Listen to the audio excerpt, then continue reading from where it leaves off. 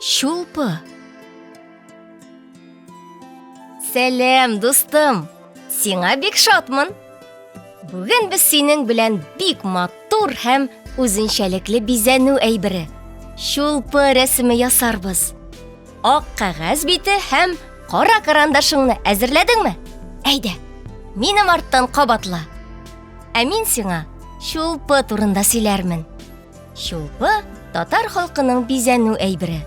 Шулпыны тимердән, җиз, көмештән һәм төрле тәңкәләрдән ясыйлар. Аны хатын-кызлар гына тагып йөри. Кызлар аны үрелгән чәч толымнарының очына беркетә. Йөргәндә тимер тәңкәләр бер-берсенә бәрелеп, матур тавыш чыгара. Мөгаен, шулпының атамасы да ул чыгарган тавышлардан барлыкка килгәндер. Игътибарлы бул. Пөхтә итеп ясарга тырыш. Рәсемебездә без шулпы таккан матур кызны ясадык. Аның чәчләрен озын итик. Элек татар кызларының чәчләре никадәр озын булса, кыз шул хәтле матур саналган. Кызлар чәчләрен бер яки ике толымга үреп йөрткәннәр. Яшьрәк кызлар башларына калфак кигән. Кияүгә чыккан һәм олы яшьтәге ханымнар яулык бәйләгән. Бөтен хатын-кызлар да матур булырга теләгән. Шуңа күрә бик күп бизәнү әйберләре тагып йөргән. Алка, хәситә, беләзек, йөзек һәм тагын бик күп төрле әйберләр. Кызыбызның чәч толымнарына шулпы ясап куярга да вакыт җитте. Шулпының формалары бик күп төрле булган. Ешырак аны 7 элементтан торган итеп ясаганнар.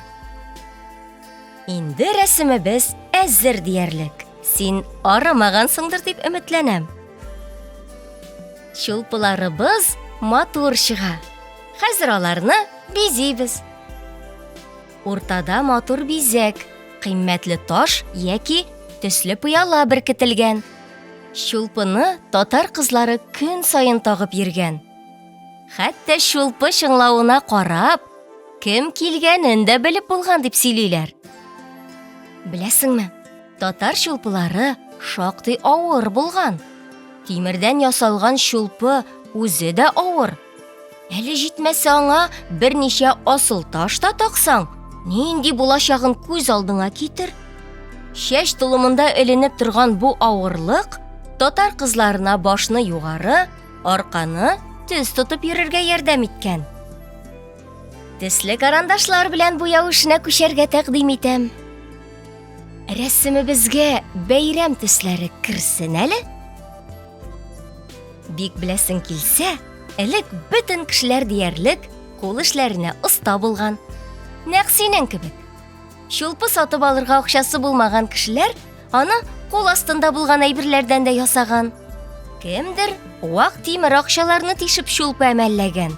Шулай. Бүгенге көндә шулпыны кызлар бик сирәк тагып йөри.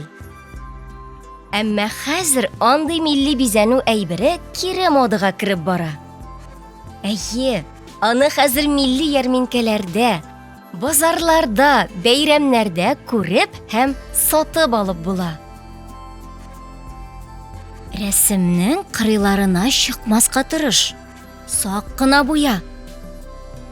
Әгәр өлгермәсәң, бу роликны тагын бер карарга була. Шулпылар татар кызларын бизәп торган.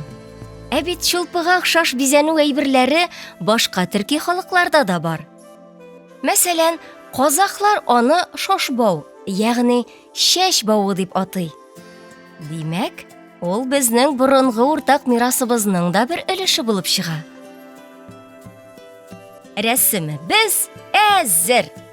Аны яраткан әниеңә, әби апаларыңа күрсәтергә онытма. Минем белән булганга рәхмәт. Сау булып тор. Киләсе очрашуларга кадәр.